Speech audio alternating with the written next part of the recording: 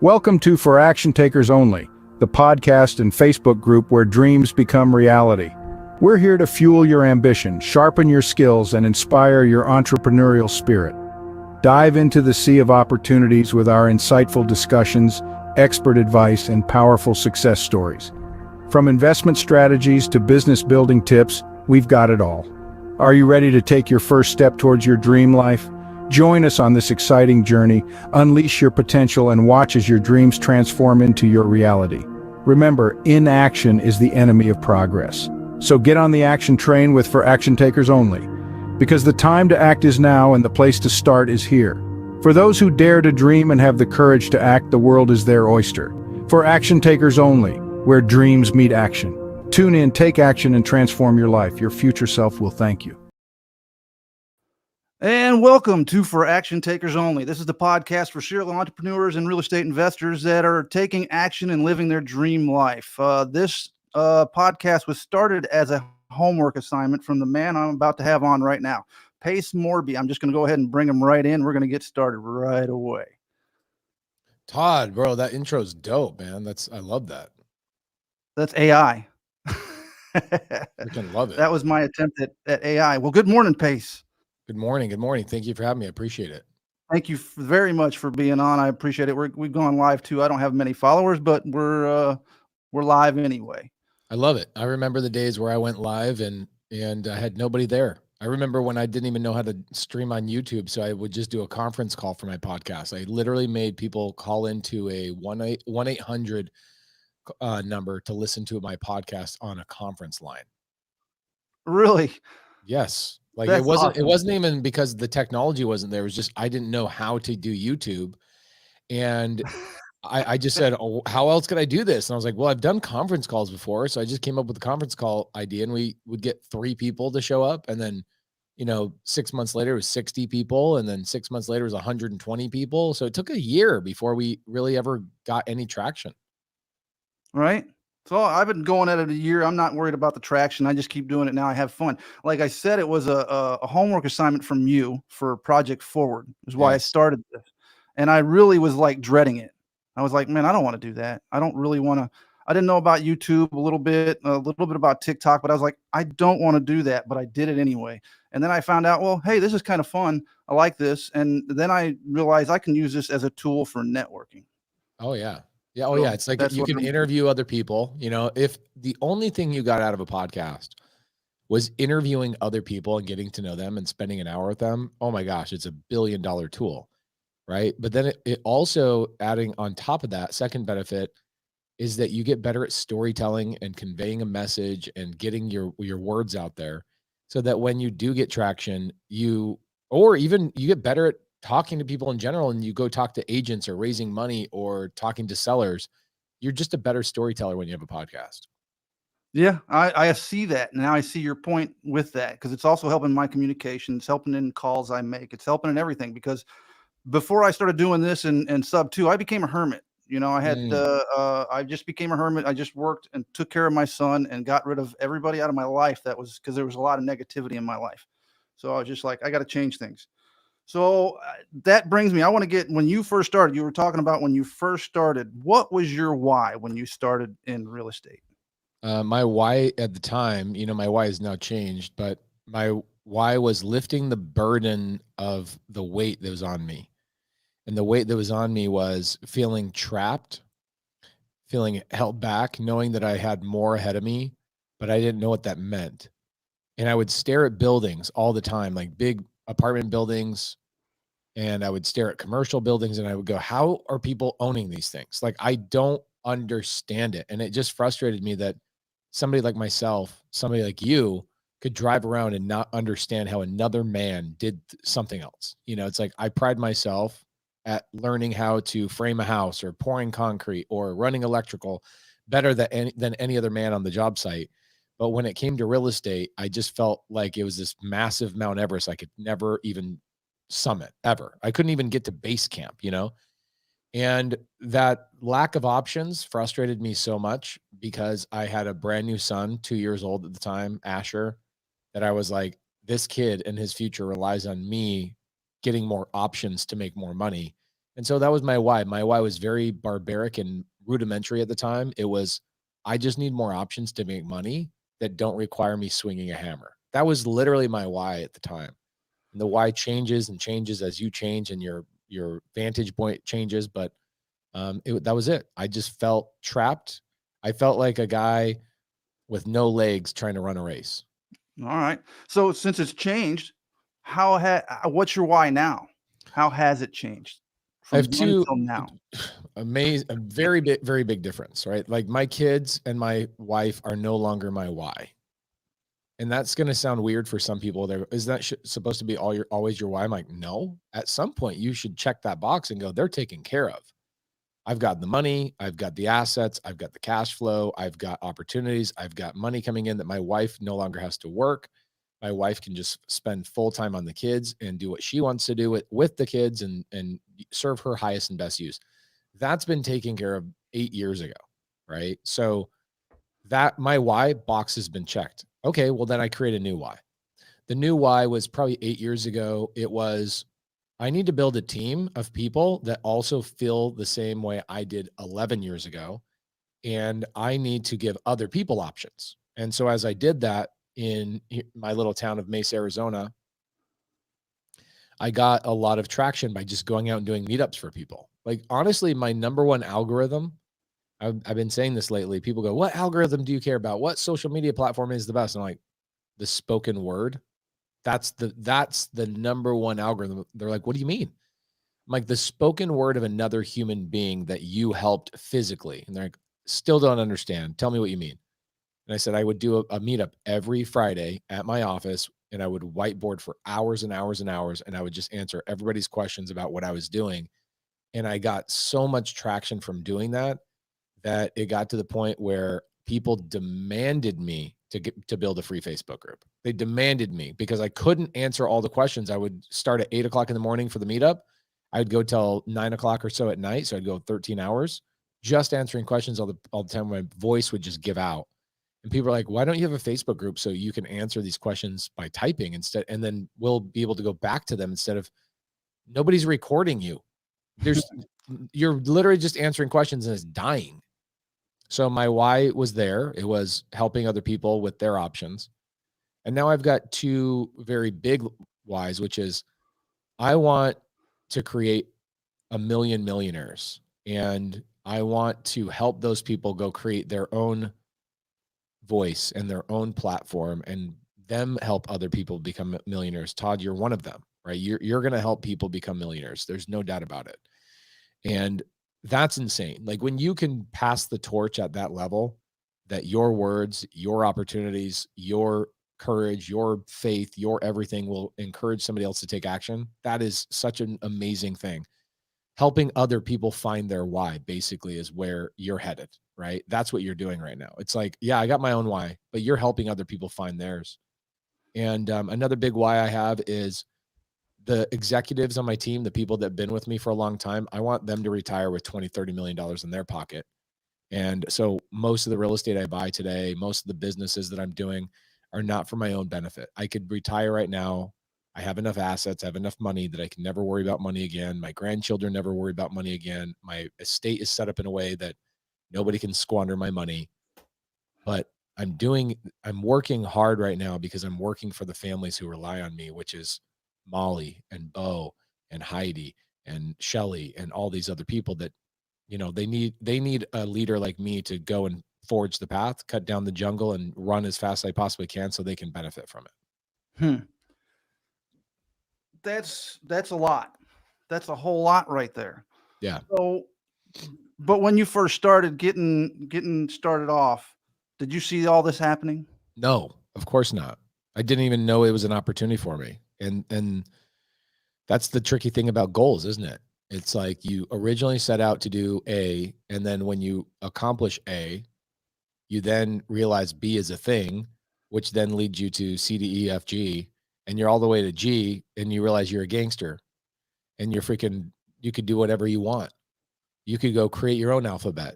You now understand things at such a high level because you've gone through the muck and the crap and all the things to get to where you currently are.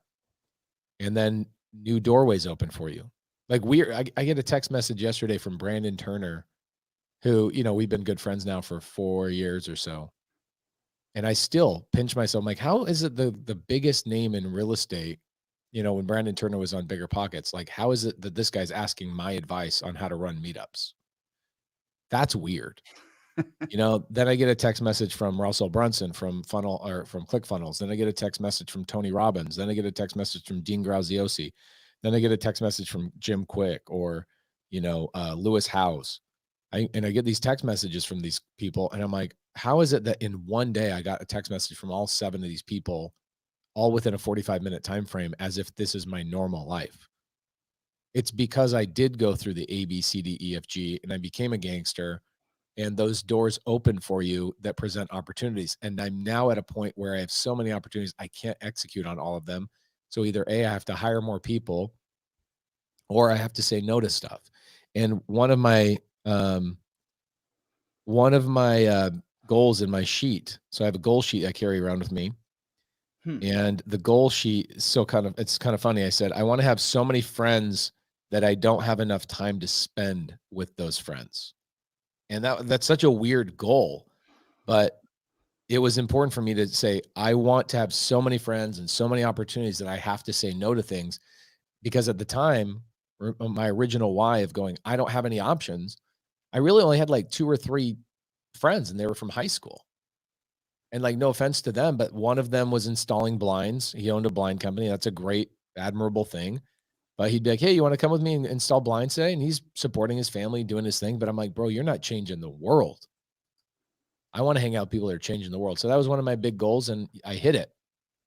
But I didn't know what it looked like. So no, I had no clue that was going to be an opportunity. So starting out there, you start growing.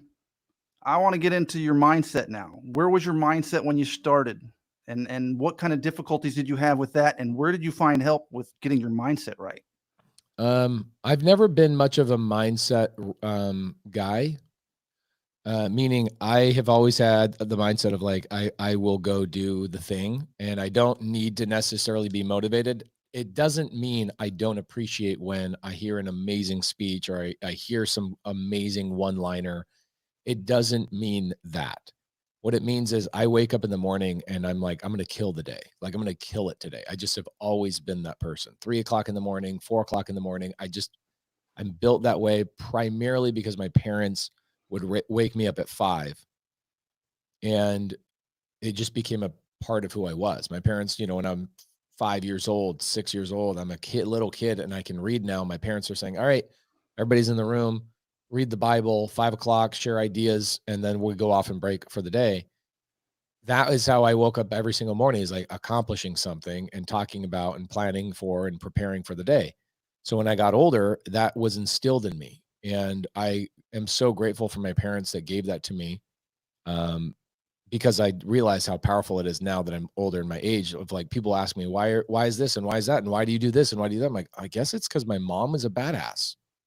And my mom actually my mom was so funny. She would tell us when we woke up, put your shoes on, right? Like, we don't walk around without shoes on. And I'm like, that's such a weird thing. I got older and people would go, tell me more about your mom. I did this interview a couple of years ago, and they go, tell me more about your mom. Tell me more about your mom. I told this story about how my mom would always tell us, get your shoes on, put your shoes on, right in the first thing in the morning. And this is such a great line from my mom. I remember my brother Corbin, who's no longer alive, he would ask my mom, why do we need shoes on right now? It's 5:00 in the morning. And my mom's response was, you never know who's going to call and need our help. And she's always like, you have to be prepared to help somebody at all times. Put your shoes on. And that was my mom's mentality. So I'd say that was like my foundational element, was my mother. And then when I got older, the need to achieve, the need to do something, it wasn't a desire. It was a physical, biological DNA in me that said, you have to do big things. I just knew it. I never rested. I never chilled. I've never had a time in my life where I wasn't highly driven. Never had that moment. So it's hard for me to talk to people who don't have some sort of natural drive, and I've had to learn how to communicate with people that are like lazy and they're chilling. That's something I've had to learn how to do. I do love mindset, right? I'll wake up in the morning, I'll get on my Peloton bike, and I'll go and listen to Jim Rohn, or I'll listen to Tony Robbins. And it's weird to listen to Tony Robbins and then get a text message from him. That kind of stuff is weird. But I do love listening to it. But honestly, I listen to more rap music and country music than anything else. All right. So who's your favorite artist, rap and country? My favorite artist for right now is always going to be Kanye West. And what I love about Kanye is that Kanye has made roughly 15 albums, and not one album is remotely close to the other in terms of feel, design, the way he promotes it. So he's a marketing genius. He's a promotion genius. He's a sales genius. And then he also tells story through his rap music. He's not the best rapper, but he is the best producer of music on the planet. It's like, just everybody knows that. I love all country music. I will go into like top country hits and listen to stuff, and I find new artists almost every day, because I probably went on like an 8-year hiatus from country, and I just was like way into rap. I don't see you as a rapper into rap. I know, it's weird. It is. But they're better storytellers than anybody else. Like, they can thread words and say things. Like the Jay-Z Black Album, if you ever want to get a master class on storytelling and how to say Jay-Z's so good at saying one line that makes you think about 1,000 things instead of just the one thing. So like the line my mom said of, "You never know who's going to need our help," right? That little line makes you go, "Oh yeah." And then it paints a picture, and you start thinking like, who would call and what do they need help with? And it paints a picture, right? So Jay-Z and some of these rappers were so good at saying one-liners that would paint a picture at such an eloquent level. Lil Wayne, oh my gosh, that guy is so full of puns and so full of one-liners. And so I use them in my stories. I use them when I'm on stage. They inspire me to come up with better ways of saying things. Or I'll hear a word they say and I go, oh my gosh, I could say it that way. And so it's one of the ways that I've gotten on stages. People go, wow, you're really good on stage. How'd you get good on stage? I'm like, listening to rap music. Listening to rap music gets you good on stage. Yeah, it's very helpful. And, country music is good because it's wholesome for the most part. I can listen to it with my kids. My kids love country music. It is all about being married and your kids and your dog and your this, that, and the other. And it just is grounding. But the country music is also very good at storytelling as well. It's just always about beer and a Chevy, so. Yeah. And losing it. And losing it. Yeah. So what did you do when you had doubts when you were starting with real estate? Like getting into it, did you ever have times where you're like, man, I'm making a mistake. This isn't really the route I should go. Maybe I should look at something else. Did you ever have those thoughts? All the time. So what did you do with that? When I first got into real estate, 2013, I bought somebody else's business. 2013. And so for 7 years prior to that, so like I'm 30. And I had been telling myself since I was 23 that I was going to get into real estate. I was a contractor and I was building my little handyman business at 23, 24. Got my first hire at like 26, started building that, got big.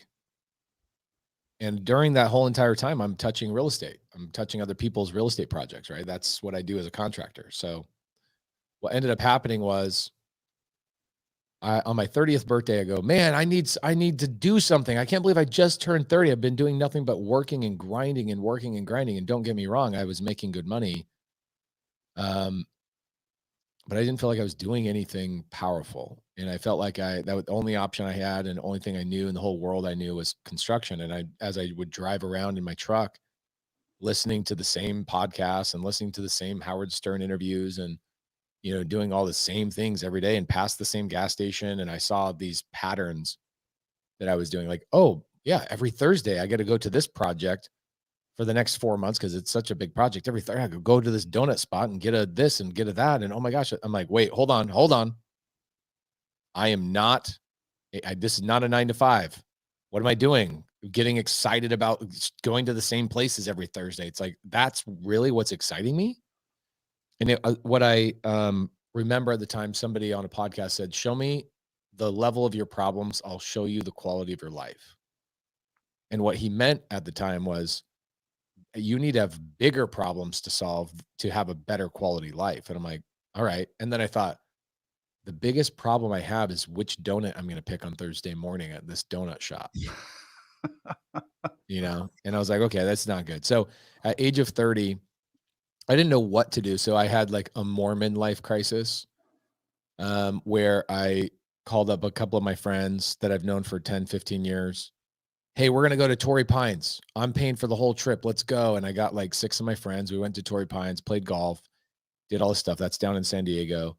And, had some lasagna downtown San Diego and some Diet Cokes. And we got lit like Mormons do. And I was just trying to create any activity and trying to create a new paradigm other than what I was experiencing every day, which was just being a contractor. And then, to answer your question, now this is getting to the answer to your question. About this time, I run into a client named Bethany. And Bethany hires me because I have a good reputation. And I'm flipping one of her houses, flip another house of hers. And then on the third house, she goes to have me give her a bid. She comes to me and says, why are you a contractor? Like, what's wrong with you? I can tell you have something more in you. And very long story short, she helped me get my first deal. And then she comes to me, she goes, I'm retiring. And I'm sailing off into the sunset. And I'm like, what am I going to do without you? And she says, you should buy my business. So this was my first creative finance deal, was when I was 30 years old. So she sold me her wholesale and fix and flip business for $135,000. And I go, Bethany, I don't have the money for that. Like, I have money tied up in my projects and I have construction income and I have all that kind of stuff. She's like, no problem. You just closed a deal. You made 25 grand. Like, I will sell this to you on terms. And I had no idea what that meant. So you didn't even know about creative finance when you were starting out? No, not at all. No. I mean, I don't know who, at the time, nobody was talking about it. Now our whole community dominates the whole industry. Like, our community is creative finance, and it came from Bethany Willis. So she sold me her franchise, her We Buy Ugly Houses franchise, for 135 grand. I gave her $5,000 down payment, and then she let me make $10,000 monthly payments as I made money from wholesaling. And so I paid her off. I paid her off in like 2 months. I had a year to pay her off, but I paid her off in 2 months. And I crushed it. But here's my point. You said, was there ever a point where you doubted yourself? And I'm like, I am so busy with construction. And who am I to think that I can go do this? And I'm self-doubting, being a little bitch. Then my wife and I, the last time we ever got into a big fight, my wife threw a cup at me. This is how mad she was. We got in a big fight because I said, I'm buying this business and I'm going to start wholesaling. And looking back on it now, why was my wife so upset? Why did we get this big fight? Because my wife was watching me kill the version of myself she fell in love with. I had to kill that version to go create a new version of myself. And I'm killing the man she loved. The identity, the contractor, the guy that would go every Thursday to the same donut shop, like this stable foundation in her mind. I'm changing, right? Oh, one day he has a long beard. What's going on there? Why is he this, that? Women very much, not just women, it's everybody. Like, imagine there's men out there that their wife decides, I'm going to lose 30 pounds and get incredibly good shape. And I'm going to post my fitness journey on social media so I can inspire other women. I have friends that they're like, my wife is going to cheat on me. It's like, no, your wife is just becoming a new version and you should applaud that. Like, my wife was watching me get into real estate, something I'd been talking about for 7 years. Yeah, but I'd never taken action. She never knew me as an action taker. She never knew me as a person that was going to do what I said I was going to do. Now, she never thought otherwise. It just was a subconscious thing. Like, oh yeah, real estate's going to be a thing. He'll buy a couple of rentals. She didn't know, and I didn't know that, I would have the biggest name in all of real estate. Like I had no idea. And here she is throwing a cup at me. And that night when we went to bed, we actually went to bed angry with each other. We did not apologize or anything. And it took like 3 days to finally come to the table. And what I did, Todd, is I said, I'm buying the franchise. I'm doing it because I need more options. And it's my responsibility as your husband to go and find those options. It's my responsibility to go and find the people that I need to align myself with, because these guys that I went and played Torrey Pines with last year for my 30th birthday, those are the highest quality friends I had and I had to pay for their round of golf. I need better friends. I need people around me that I'm inspired by. And so I self-doubted myself, bro, but it wasn't myself that got myself out of it. It was me watching my friends, and it was thankfully Bethany pushing. Bethany really wanted to get out of the business. Okay. Now I know this much many, many years later. And she pushed me so hard and she manipulated me to buy that business. And I'm so grateful she manipulated me, because otherwise I would have come up with an objection she couldn't have overcome. And I've had 100 things since then, right? When I bought the business, and there was a time where there's been months in my wholesale or real estate journey where I didn't have active income coming from wholesale. I was waiting for a flip to come.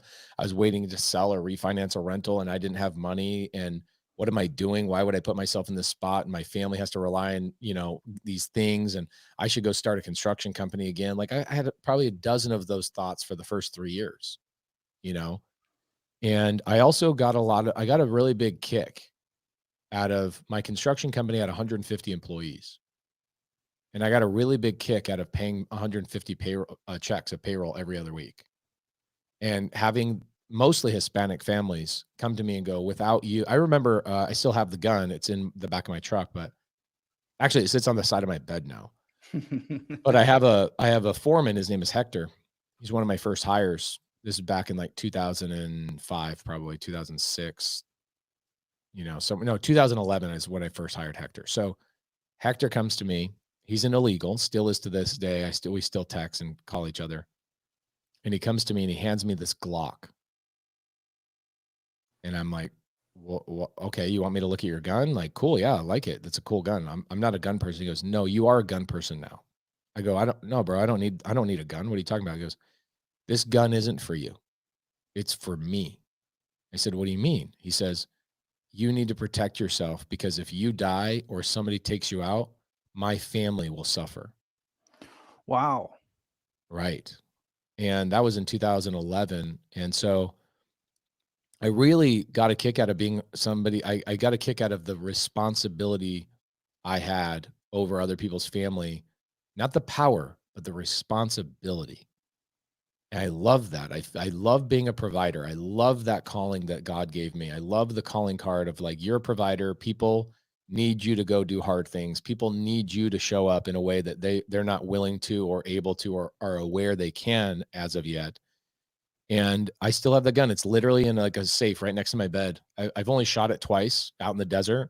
Never had to use it, thankfully. But when I started realizing how powerful these people relied on me, when I started in my real estate journey and I made money in real estate, guess what? It was just me and my wife that were making the money. And I didn't need any other employees. And I was making more money in my wholesale and my creative finance business than I was in my entire 150-person employee construction company. But I got more personal satisfaction out of the construction company because I had 150 families that relied on me. And so when I realized that, I had a coach at the time. His name was John Bohm. And John Bohm I'd pay him $500 an hour. Incredibly cheap. Now that I look back on it, my mindset has very, very much changed. I've paid people for $10,000, $20,000. I paid Ken McElroy $100,000 for 2 days. Oh yeah. I can't imagine that. See, right now I can't even imagine stuff like that. Yeah. And it wasn't like I just had $100,000 laying around. It's like, how do I scrounge this $100,000 up? Because I know this is going to change who I am.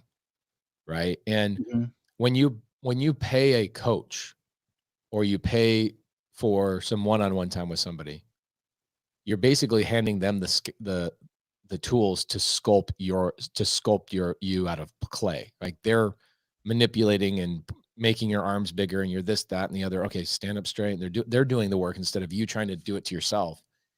And man, John Boehm at the time, he helped me identify where my happiness came from. And he said, okay, well, you get all this happiness from having families rely on you. Why don't you just go build the biggest real estate empire the world's ever seen? Why do you have to stay in construction? I said, I don't even know what that looks like. He's like, that's never stopped you before. Let's go. Write it down. Put it down on pen and paper. What would it look like? So And this what was this guy's name again? John Baum, you said? John Boehm. Yeah. John Boehm is now the head mindset coach of the Arizona Cardinals. That's how good he was.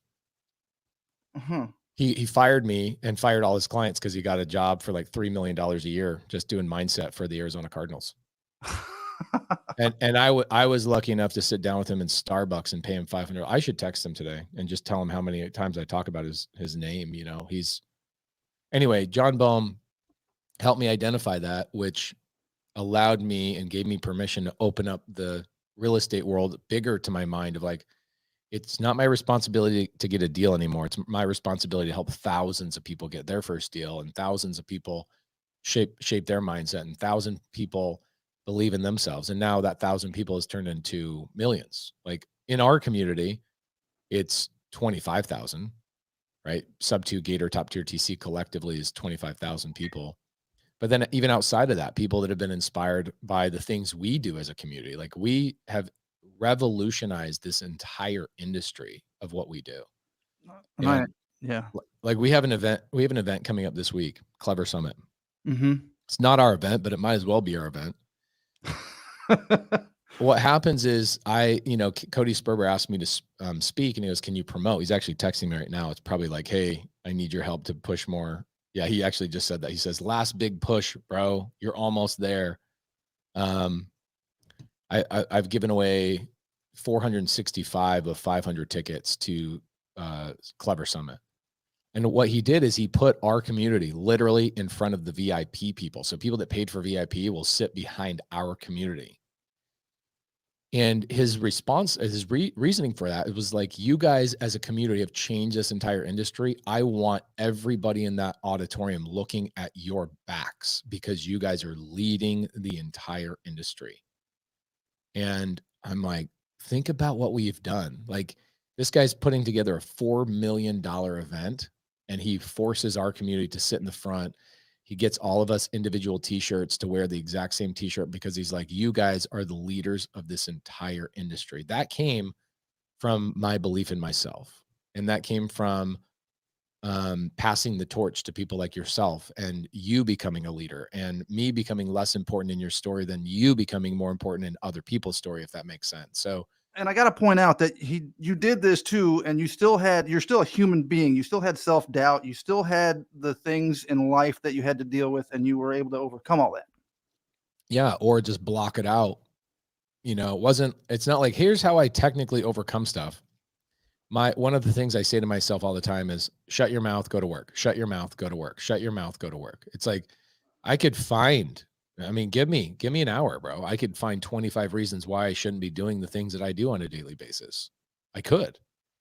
And I'm at a point now where people interview me about things that are not creative finance related. They're interviewing me about like mindset, like we are right now. They're interviewing me about, how did you build this community? This is insane. Tell me about your, branding, this, that, and the other. And then I start talking about the crazy things I've done, like the 16-hour lives, the 24-hour lives, the 26-hour lives, the traveling around the country and meeting thousands and thousands of people in person and doing the things that nobody else is willing to do. Right. And then people are like, why did you do that? And I'm like, I don't know. Because I care about people. Right. I don't know. Okay. But when did this really start taking off? When did you see this start taking off? Sub 2. You started the group, you started the community, you started doing meetups. When did it really start? Okay. So Sub 2, the community launched in 2020. Really? That's only that? The community is only 3 years old or 4 years old? 4 years old, yeah. I thought it was older than that. It was 4 years ago in June. So 4 years and like 3-4 months. Wow. Yeah. It was It was insane. It still is insane. We break records all the time. We do so many cool things together. I wish I could convey that to everybody as much as, on a podcast. It's like you don't know the layers behind my words, but where it started was I was out again. Now at this time, I'm running my construction company, running my wholesale business. I'm making 40, 50 grand a month in my wholesale business. I'm investing at the time, I was investing most of my profits from my wholesale business into my construction business so I could grow the construction business stupidly. I wasn't like thinking as a real estate investor. And I was buying houses for people like they're candy. Like I'm just helping. I'm just have an addiction of just helping people. It's great.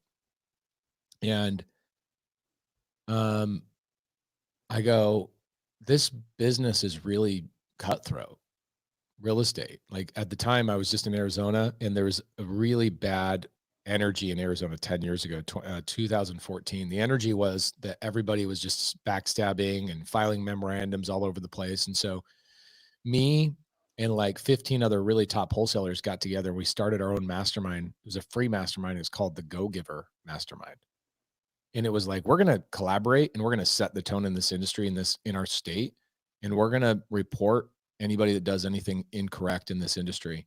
So filing memorandums or doing things they shouldn't be doing, and, probably trying to steal deals from people and all sorts of crap. And we basically took those people out of the industry over those 2 years.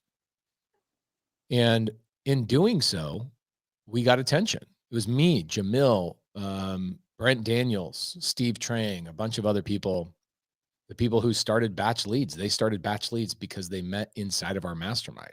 I met Jerry Norton inside of my mastermind. It was like the prolific people in the industry. Like Batch Leads started from our mastermind, which is insane to think about. PropWire started from our mastermind. Like all these big software companies started from this mastermind because I was like, wow, we're doing something. And I really wanted to go and not be a participant in the industry. I wanted to be a leader and a change element in the industry. So at the time I was doing my Friday meetups and I would take people on Saturdays on ride along. So this is 10 years ago. And my brand got so big because at least locally, I didn't have a YouTube channel until 2021. Like when we launched Sub 2, I didn't have a YouTube channel. Really? Really. Yeah. You didn't have the creative financing with Pace Morby? I had the Facebook group, right? Okay. So here's what happened. So the meetup got really big and then we started getting national acclaim, Jamil and I. And so we went and started this thing called Pace and Jamil Do America. This is like 2017. And what Pace and Jamil Do America is that RIAs, just real estate investment groups, would call us and go, hey, will you come speak at our RIA? And we would pay for our own flights and our own hotels. And we would go, just me and him. We had nothing to sell, no community, no nothing. And we just went out to help people and tell them what we were doing in the industry and how him and I are actually competitors, but the way we collaborate is what changed everything in Phoenix for forever. And so we went and shared that message and shared it. I did that for 3 years. And so this was leading up to 2020.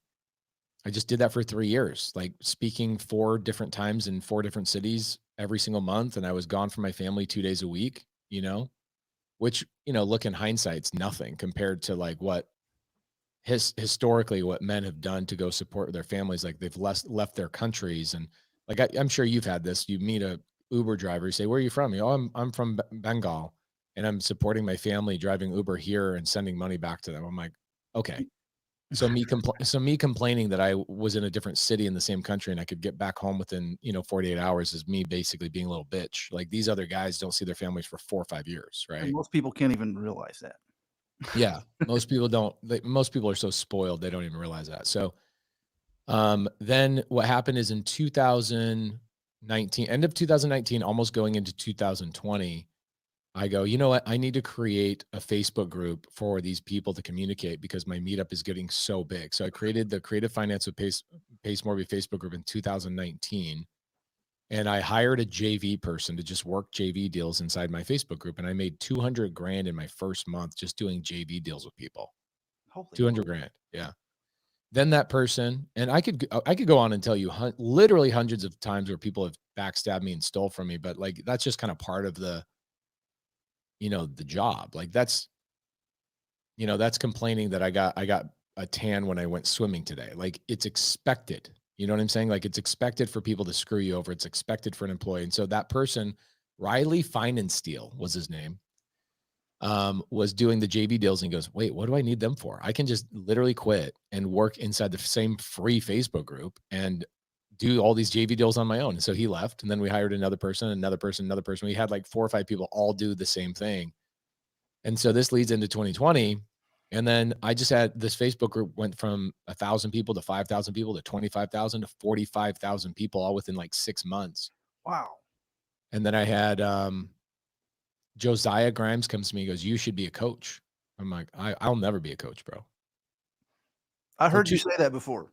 For 2 reasons. One, John Boehm was like the guy that I thought was a legitimate coach. And I'm like, I can never be as powerful as John Boehm. That was one. 2, that there were bad coaches I spent money on that were just trash. They didn't care. Just like they did not care. Just for the money. It's just for the money. Yeah. So I was like, I don't know. I don't want to be a coach. And then I had a bad deal. I had a deal that went really bad. Somebody on Bigger Pockets tried to screw me out on a deal, and I got so pissed off. I'm like, somebody has to build a community. And nobody was using the word community until I came around in 2020. Like they were just calling it their mentorship, their coaching program. Or their Facebook. And now, yeah, Facebook community, everybody stole that from me. Yeah.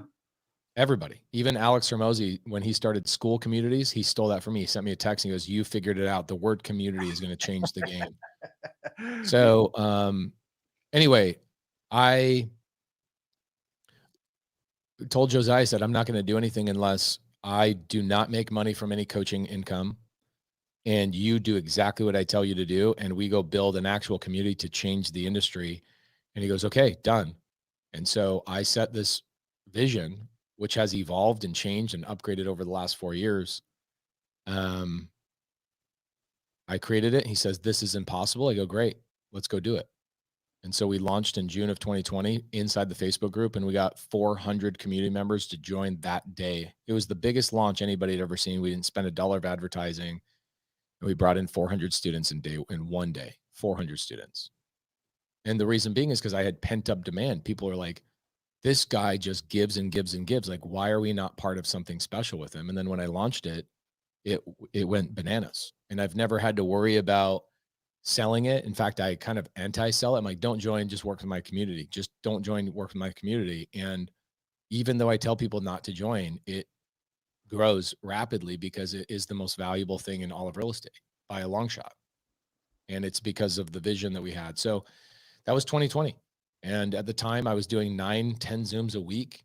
I loved doing it so much and working with people. I mean, Uncle Lonza, Creighton was on Sub 2 Family Night Zoom last night. He was the 3rd student that joined Sub 2. He was on still 4.5 years later, showing up on all the Zooms. And COVID hits, right? So this is like during COVID. So I buy an Airstream, like an RV. And my wife, Corbin, my dog, and my son, Asher, I didn't have Monday. I didn't have Phil at the time. And we jumped in our Airstream. Oh, not with Chip, my dog now, but with Cheese, my other dog. She's dead now.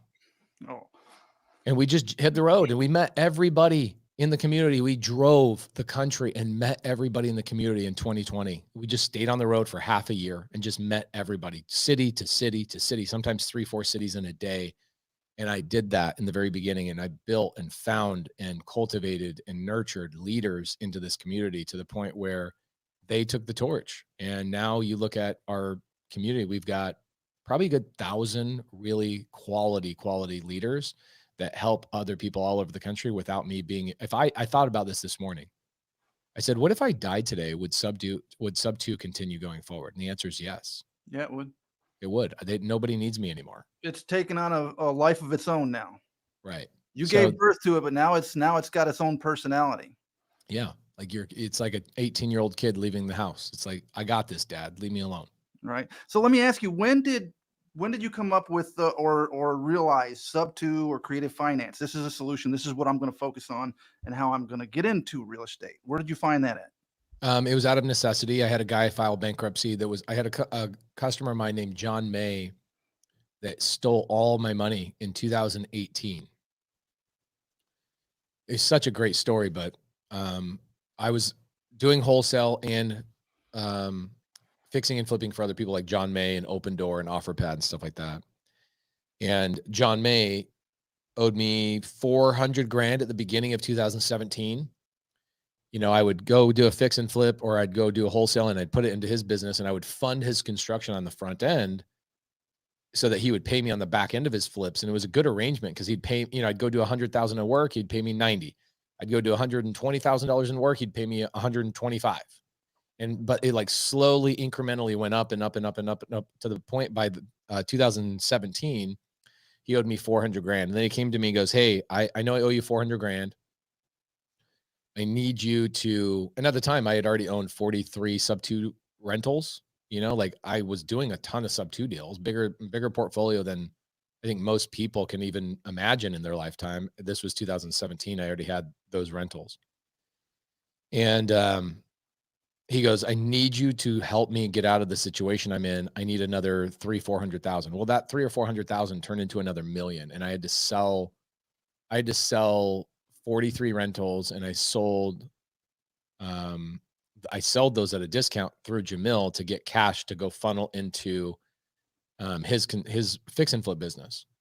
And at the time he owed me now like 1.2 to 1.4 million. And then in 2018, I'm thinking, I'm going to get a check. I'm going to get a check. I'm going to get a check. He sells all his houses, sells all his assets, he gets paid, and he doesn't pay me a dollar. Instead, the day my daughter Corbin was born, so 5.5 years ago, almost 6 years ago, she's September. Oh yeah, her birthday. So this month, 6 years ago, I get a bankruptcy letter, and John May's filing bankruptcy and basically telling me I lost every dollar I had, all my rentals, all my momentum. And I said, I was so pissed off, Todd. I was so pissed off, and I'm grateful for this. I needed this. I needed a breath of spitefulness. And so he was what inspired me to go and make myself so successful that he would be ashamed to see himself in my presence, and that I would thank him one day. I would say, "Thank you for filing bankruptcy. You turned me into a monster." And so when I got that bankruptcy letter, here's what happened. The day my wife was giving birth to Corbin, I was out in the field, and I go, "Hey, I'm going to stop by the office, and I'll meet you at home. I know we're going to go to the hospital." She goes, "Oh, I'm just going to go to the hospital by myself. I'm going to get ready, get my, all my stuff set up. My wife's very particular when she gives birth." And so she goes, "I'm going to go to the hospital. I'll meet you there." And then she's going to get induced by Corbin, because Corbin was like a couple of weeks late. And I go, "No problem. I'll meet you there. I'm going to stop by the office, pick up the mail." I stop by the office, pick up the mail. I'm going through, and boom, I get a bankruptcy letter the day my daughter's born. And that bankruptcy letter rode shotgun in my Prius on the way from the office to the hospital. And it was such a heavy letter. I could feel the weight of it on my Prius. I felt like in my mind, I'm driving the car sideways because the weight was so gravitational. And I drove to the hospital, and I thought, I'm going to meet my daughter for the first time, my first biological child. And either A, this letter is going to be something that happened to me, or B, this is going to be something that happened for me. And I'm going to show my daughter, and I'm going to show John May that I am a God. And I know that's a weird thing to say, but I'm like, I can create my own universe. Nobody's going to hold me down. And I said, I'm going to be stronger than this letter. So I remember mentally convincing myself that I was heavier than the gravitational pull of this letter that was sitting next to me. And I weighed myself down. It was a really weird thing that I did. But basically I woke up the next couple of days, and I wrote down, in order for me to make this guy ashamed of himself that he did this to me, what can I do? And I said, I'm going to focus on creative finance. I'm just going to focus on creative finance to the highest degree, because now I have no money. Now, basically all my credit cards are tapped out. I have no cash. What's the one thing I know I can rebuild based off of? It was creative finance. And so from 2018 to 2020, I rebuilt a portfolio of 200 rentals in 2 years and just dominated to the point where, and at the time, 2018, I didn't have the Sub2 logo. 2019, I bought a house from a guy named Dave Byarski, and Dave Byarski came up with the Sub2 logo. It was the bunny ear. That's what the Sub2 logo is bunny ears. And he says, you're a cool guy. So like bunny ears would not be cool. You should have the Sub2 logo be a double meaning. And he's a guy, I bought his house Sub2. We're still good friends today. I still own his house. I've made like 500 grand on that house. Holy crap. Huh. And he came up with the logo and I started wearing it every day, end of 2018, beginning of 2019, all the way through. And then by the time I launched Sub2, everybody knew me as the Sub2 guy in literally less than a year and a half. The whole industry knew me as that. And it was because I was on a freaking mission to bury this John May guy. And I have. If he knows I'm going to be somewhere, he will not show up there. I was going to ask, you ever run into him now? Have you talked to him or? His partner, Byron Applegate, who's also a piece of crap. Byron Applegate was the greatest manipulator I've ever met in my life. He was basically doing all of John May's evil, dirty work in convincing me that they had money and they could pay the bills and all that kind of stuff. So Byron Applegate came to a real estate meetup about in 2021. So a year after the Sub2 community started, and he came to talk to me and be like, let's become friends again. And I'm like, I was about to say yes. And Jamil steps in, and I don't want to say what Jamil said out loud, but Jamil told this guy, you get the F out of here.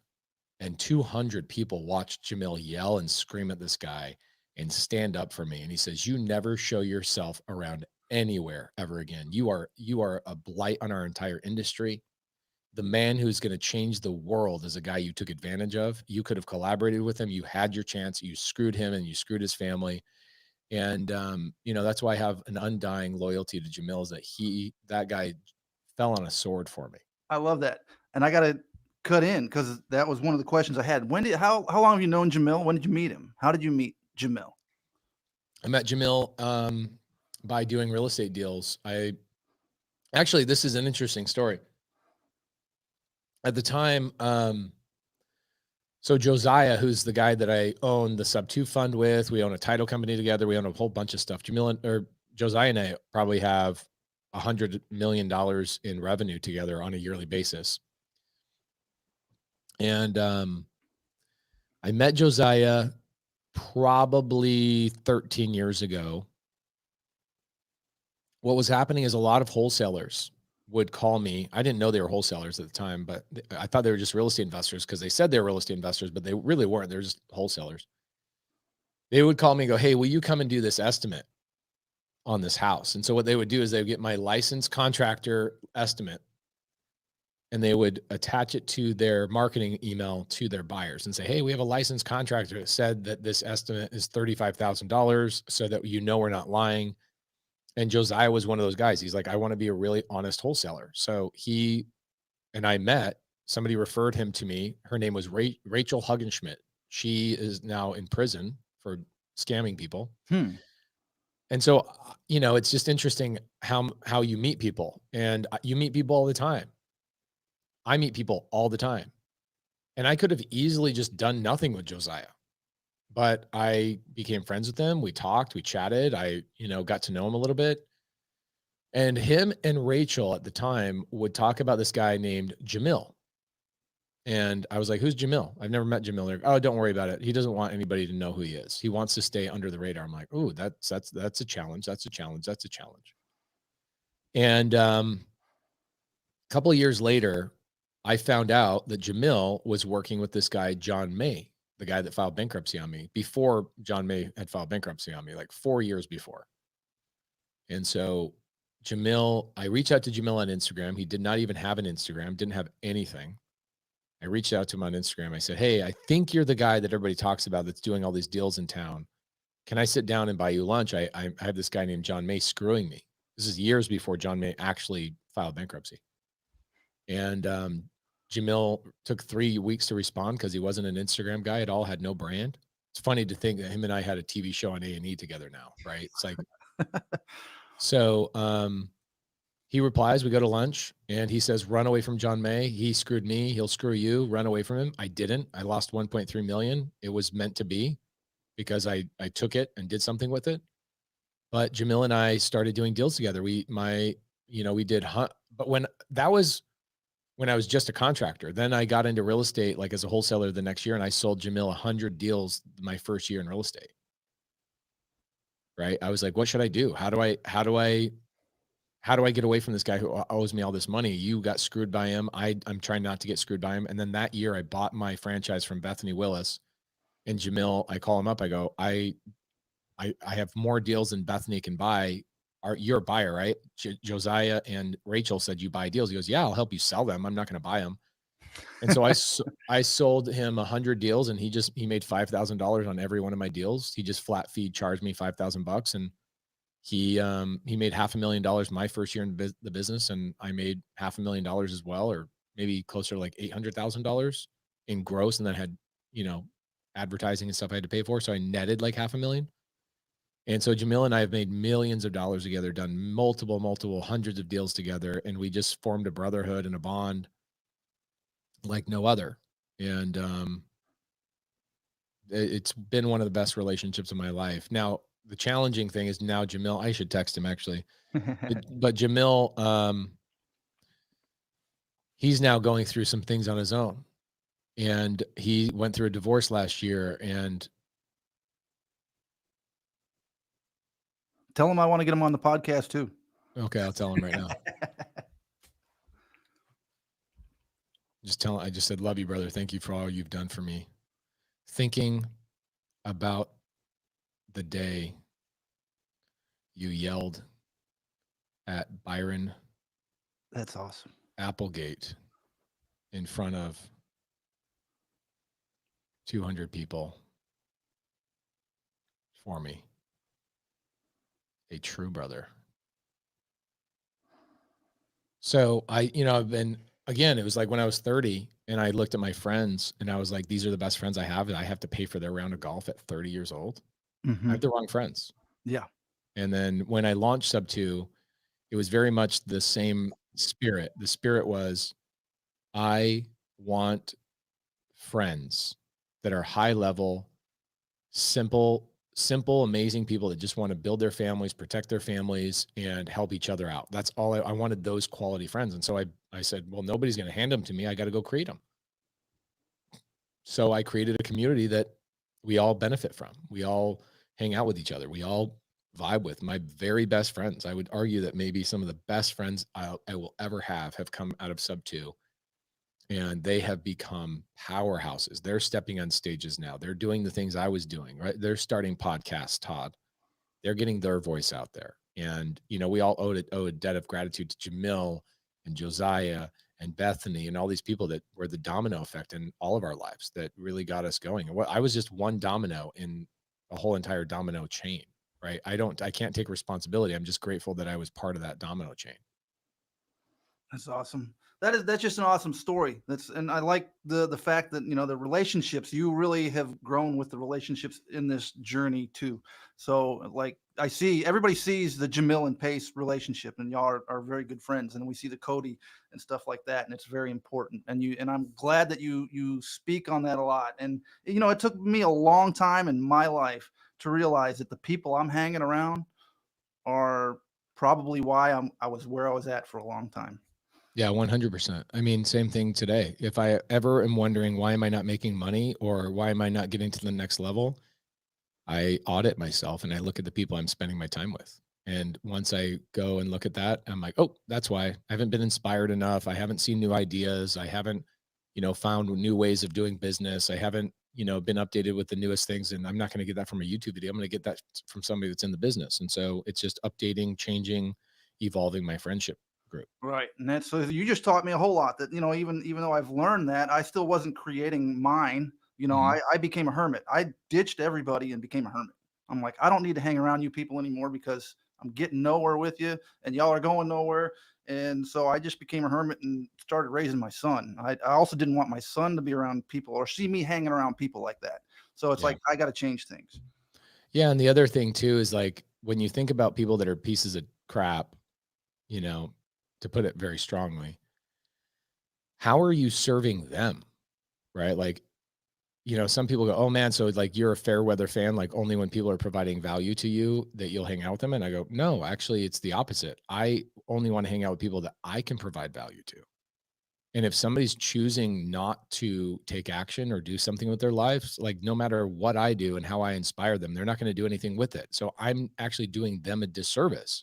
Mm-hmm. And so I'm actually being conscious of the fact that those people don't need my help. They might need my help. They're not ready for my help. Right? Like you've ever had, I mean, for me, I watched my family. I watched a lot of other families. They'd have kind of like the black sheep of the family. People go, oh, that, you know, he just needs to hit rock bottom before he is ready to be helped. And I'm like, that's not a real thing. They just need your help.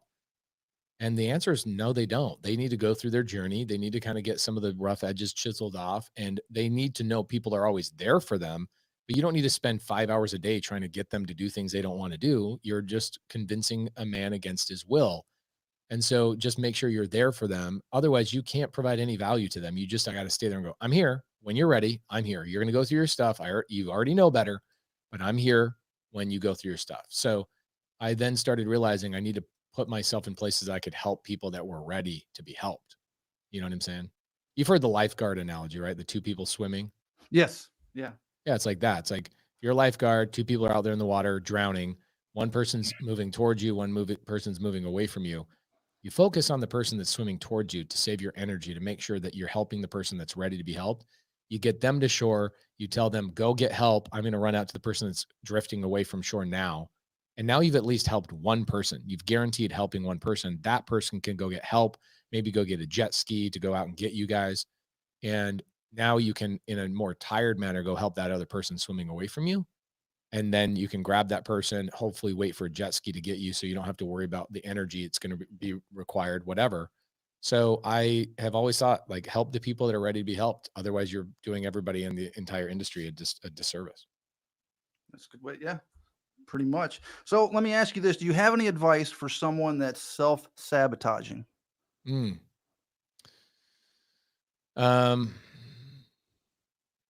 Yeah, I mean, you got to look at the 5 fears, right? What are the 5 fears? The 5 fears are fear of failure, fear of embarrassment, fear of abandonment, fear of rejection, and fear of success. Those are the 5 main fears every entrepreneur. So that spells fears also. So fear of success is where self-sabotage comes in. I watched my dad do it his whole life. Still does it. He's 65 years old, self-sabotage. Everything is self-sabotage. And he's so beyond successful, and then he partners with the wrong person, almost as if it's intentional. And then he dismantles everything that he ever built, and then he has to start from scratch all over. It's like he has this addiction to just being in the same place over and over and over. So I would look at that and go, oh, so this is not just me. This is like a human problem. And do I really want to be dealing with human problems on a daily basis? Like, really? Really? Like, it's as simple as brushing your teeth, right? There's times where you're so tired and you want to go to bed and you're like, oh, you're laying in bed. You're like, crap, I forgot to brush my teeth. You know what? Don't worry about it. That's the same little subtle feeling people have when they're like, I know I need to pick up the phone. I know I need to go work a deal. I know I need to go do a YouTube channel. You know what? I'm really tired. I'm just not going to do it. And it is also just as simple as getting up out of bed, brushing your teeth, and coming back to bed. It's 45 seconds, right? It's because the effect doesn't show up the next day. You're not going to have cavities the next day. You're going to have cavities in 6 months. You're going to have cavities in 9 months. So it's the same effect as when I get up and I push record on a YouTube channel, or I press the phone to dial somebody that I should have followed up with. I watch a video, I take notes. It's like those things. You will not get a benefit from it in one day. And so it's so easy to self-sabotage because you don't see the physical benefits, right? And when you realize the equation of planting an amazing tree required a seed to sit in the ground for months as you watered it and watered it and watered it and watered it and watered it. And then why would you, at that point, now it's starting to sprout up from the ground, would you stop watering it? No. You saw that it produces a result, right? The problem is those first 3 weeks before it germinates and before it sprouts up, that's where everybody self-sabotages because they don't see the result. So anytime you look at a tree is how I overcome self-sabotage. I'm like, somebody planted a tree, somebody had to manually water that thing and get it cultivated and have it germinate. Then it produced value, but then it produced some sort of something, which then showed them that they were on the right path. And so the best way to get over self-sabotage is literally the things around you. Look at the trees, like literally drive around. As you drive around today and you look at trees, you're like, wow, wow, wow, wow, wow, wow. All of those started out as a little seed that somebody had to plant. Somebody had to put in the ripe soil. Somebody had to water and have faith that that thing was actually going to come up. And on the third week, as you're continually putting the water down, you're like, this isn't working. The next day it's not working. Next day it's not working. You don't see what's going on underneath the soil. So think about that when you drive around and look at trees and you go, man, am I that dumb that I can't even treat my life like a tree? Am I that silly that I can't even put 3 weeks worth of work into something? And I can tell you that after 30 days, I'd say 30 days of anything, you will see crazy results. You'll see the sprout come up through the soil of whatever it is. So if you're calling agents for 30 days in a row, 2 hours a day, you will see results that you go, oh my gosh, I'm not the same person. So try anything for 30 days. Give yourself the simple respect that you give to a freaking tree. Give yourself respect yourself as much as you would respect a tree seed. You know what I'm saying? Mm-hmm. Yeah. Well, I've been calling for a year now. I've gotten better. I can't say I've gotten a lot of results, but I have gotten better. My conversations are getting better, stuff like that. I'm actually actually able Now, to what's interesting, and I could talk about this for a long time, but what's interesting about somebody that says, I'm not getting results after a year, I already know what's going on. What's going on is that you'll water your seed on Mondays, but then you won't water on Tuesday, Wednesday, Thursday. And then you go, oh, you know what? I got to get back on the phones. And that's a repeated pattern that happens over and over and over and over all the way through the year. It's just like working out. Like when I have a coach right now. I finally hired a coach for working out. And I'm like, I'm not getting the results. He goes, yeah, because I already know what you're doing. You work out on Monday, Tuesday, then you get busy. You don't work out Thursday, Friday, Saturday, Sunday. Then on Monday, Tuesday, you go back to the same exercise you did on Monday. I'm like, gosh, how do you know that? Because I've been doing this so long. I know what you're doing. And I'm like, all right, you're right. You're 100% right. I'm not carving out the time. I'm not letting the effects compound. The seed that I'm watering is not getting water for 5 days at a time, but then I'm telling everybody that I'm watering the seed. At the end of the day, I'm not. Right. Yeah.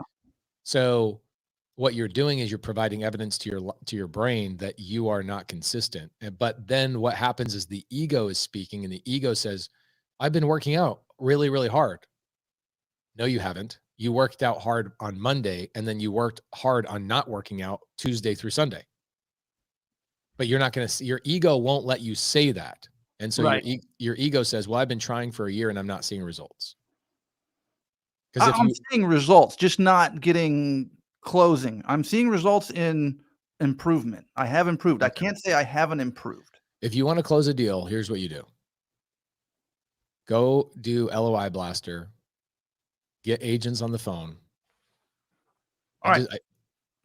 I agree. I should probably do more agents. Now here, I got one I want to throw by you here real quick. Yeah. I got one under contract. Just got one under contract. I work with another guy here in Houston named Michael Hayes. Got one under contract. Yeah, Michael Hayes, awesome. Yeah, he's great. I've known him for a long time. But got it under contract, and now we don't know if it's going to be a deal. I think he's shopping it. It was his lead. I call for Michael. So his lead, but now he's like, well, it probably isn't a deal because I think he was going to sell it to a hedge fund.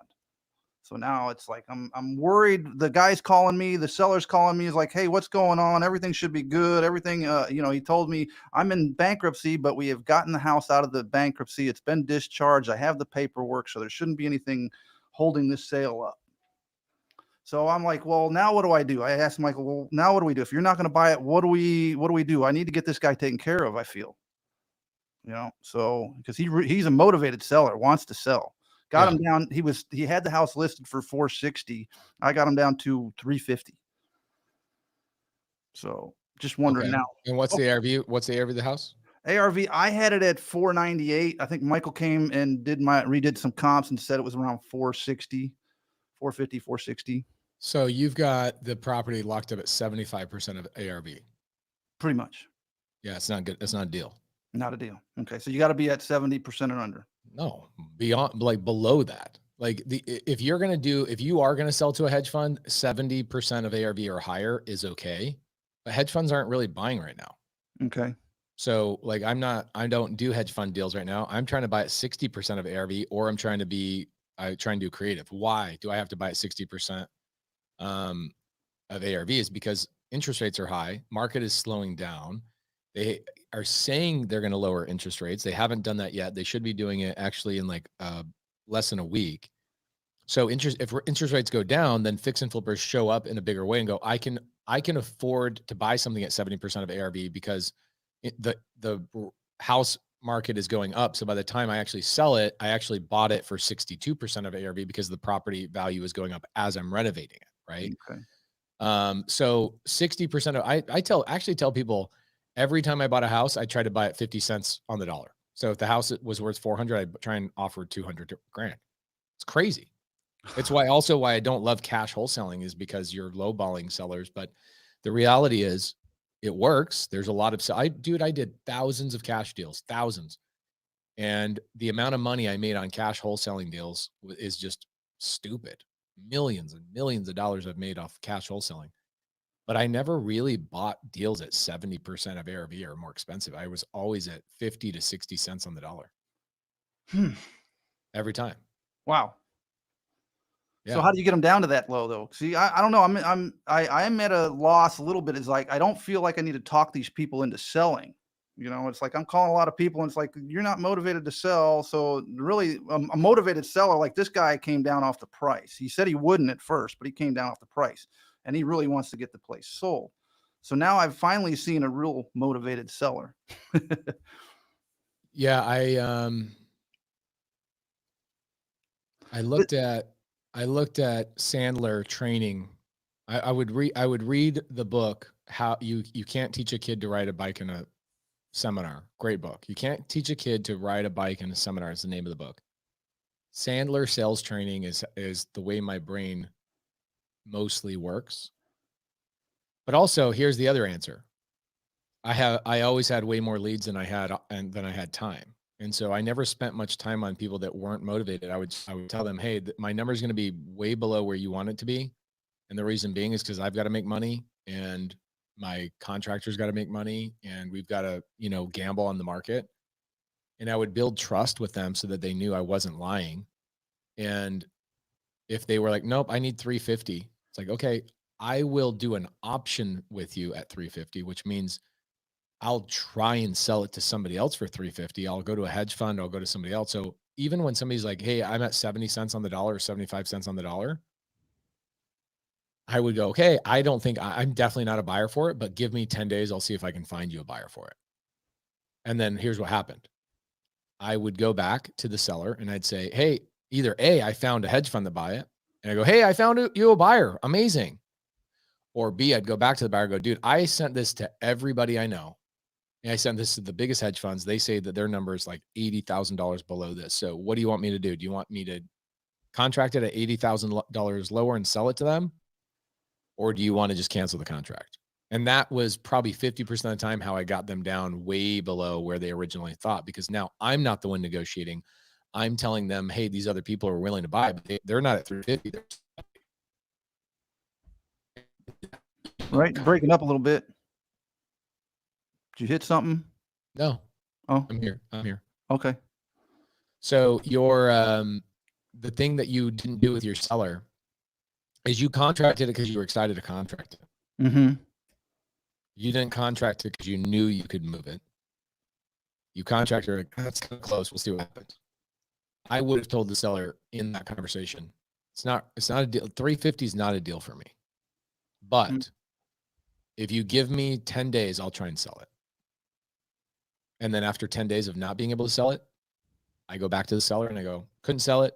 Reached out to 95 hedge funds. I reached out to 300 of my best buyers here.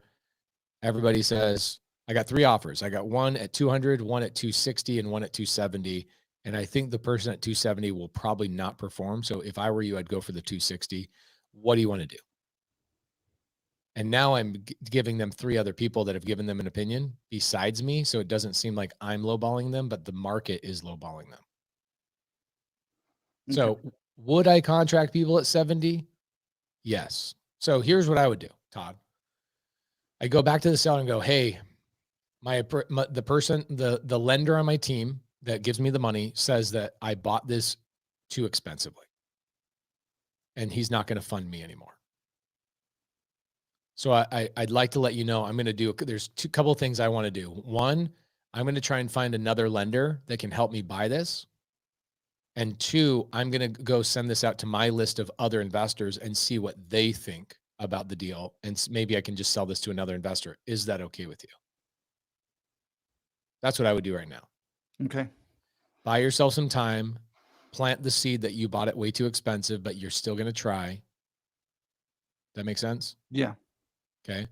And then after 5 or 6 days, you go back to him and go, I can't find a lender that will give this to me because he says I paid too much money for it. And all my other investor friends kind of laughed at me that I paid too much. So I'm just going to have to cancel. I'm so sorry. My lender's not going to come through and I'm not going to be able to do the deal. What do you think is going to happen? I don't know. He's going to be upset. He wants to move to Oklahoma. He was upset coming off of the 460, and he's made that pretty clear that, hey, I'm really giving you a great deal on this house at 350.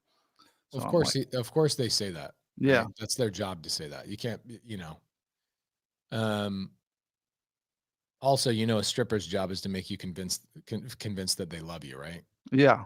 Yeah. Okay. So this guy's that's his job. He's a stripper. He's basically convincing you that you got a good deal. The way he gets up on price is he lies to you and go, oh, you got a great deal. If I got a great deal, then everybody else would have been buying this house. Okay. Right. See, I got to look at it that way. I can't seem to, I forget that one point right there quite often. Yeah. If it was such a great deal, someone else would already be buying it. They would be making offers, and he's not getting the offers. Yeah. So the question you got to ask yourself is, what's wrong with you? I don't know. I'm trying to figure that out. Why did you think it was such a good deal? Probably more because I was excited at getting one under contract, like you said. There you go. So the reason I can tell you right now that when you're in the situation you're in, you don't have enough leads. I already know you don't. No, I don't at all. Because if you had more leads, you wouldn't care about this guy. No, I'd be moving on to something else. Yeah. Yeah. And ironically, when you move on to something else is what gets them to finally move. Right. Well, that's how this guy moved, because I wasn't calling him back. I called him the first time. He told me the full at 460. He told me how firm he was. I'm like, well, we're not working together then. And then he called me back 2 weeks later, and I didn't return the call. I left it sit. And the VA got mad at me. Michael's VA got mad at me because he's like, well, you didn't call him back. No, I was going to let him sit, let him stew for a little bit. And when I did call him back, he was like, well, what was that offer you gave me? And I was like, I don't know. I think we were offering around 400, but I was wrong on that. And when I went over the numbers with Michael, it's like, okay, we need to be more at 350, 360. So I went back to him and said, well, we need to be here. He turned that down. He was pissed. Oh, I'm pissed. That's way too low. That's way too low. And then, was it 3 days later, calls me back. Yeah. So what's interesting is that's the equation for most of the deals you'll do in cash. Okay. And you followed the equation. You just didn't follow it all the way. You got too excited. What I would have done with him is, even when I would try this on every deal you do. Even when you get the guy down, you go, you know what? This isn't still not a good number for me, but it might be a good number for another investor. So why don't we get it under contract? I'll see if I can go shop it to some of my investor friends, and just give me 10 days to try and shop it. And I'll see if I can get you a better number. That power of you still not committing to the deal gives you this feeling of like, I never committed to the guy. The guy doesn't have false hopes. And I still have planted a seed that I paid too much money for the deal. So again, what I would do, it's so funny, Todd, you followed the appropriate equation because you really didn't want the deal. And that's how you got the guy to drop $110,000 prices, because you acted like you didn't want the deal. Right. So why did you then get excited at 350? I don't know, because I haven't had a deal in a while.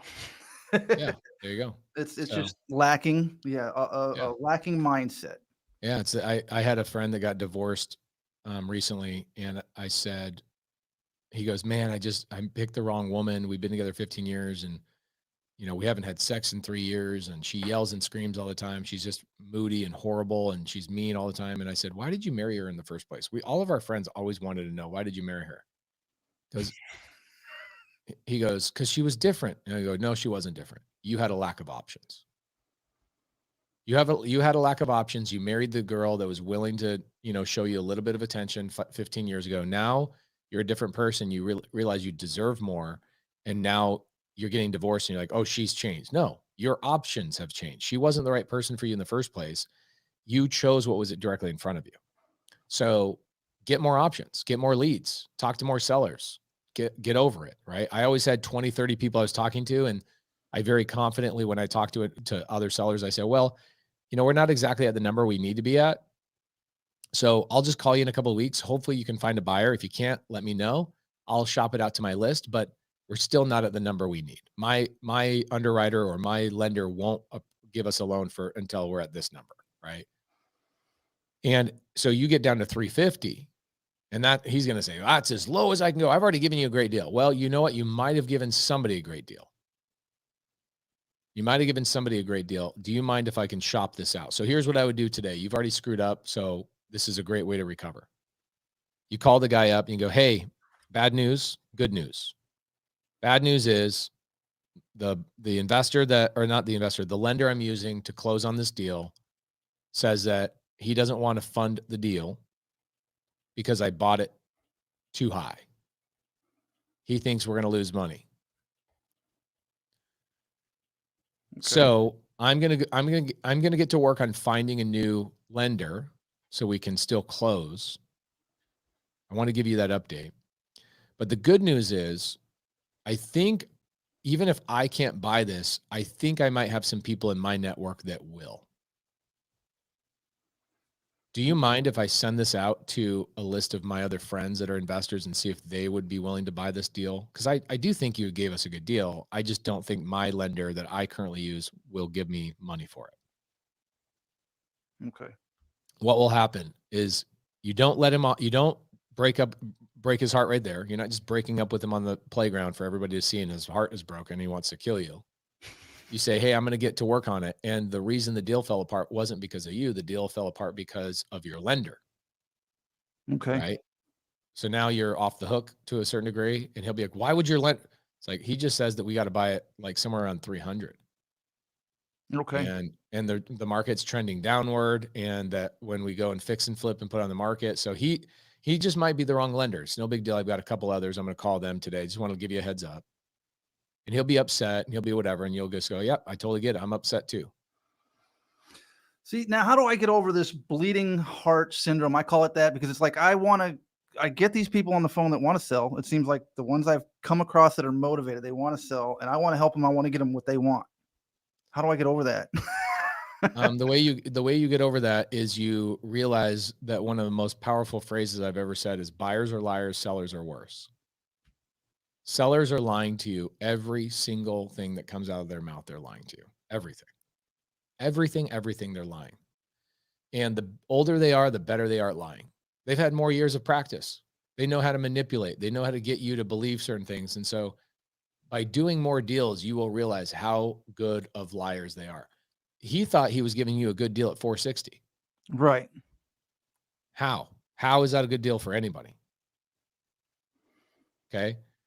And I also realized this, people use the word deal very loosely, right? So if I go to Walmart, for example, and Walmart's like, we got this amazing deal.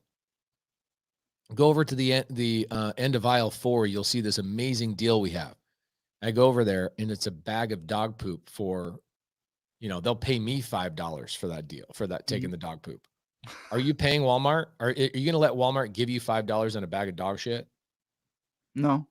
So what somebody calls a deal is not a deal. A deal is something that somebody can make money on. Right. And so what sellers will say words like, I'm giving you a good deal. This is a great deal. It's like, okay, this is a lot of times I will say this to sellers too. I'll go, okay, perfect. So if I partnered with you, let's say you and I partnered on it at 460, how would we go make money?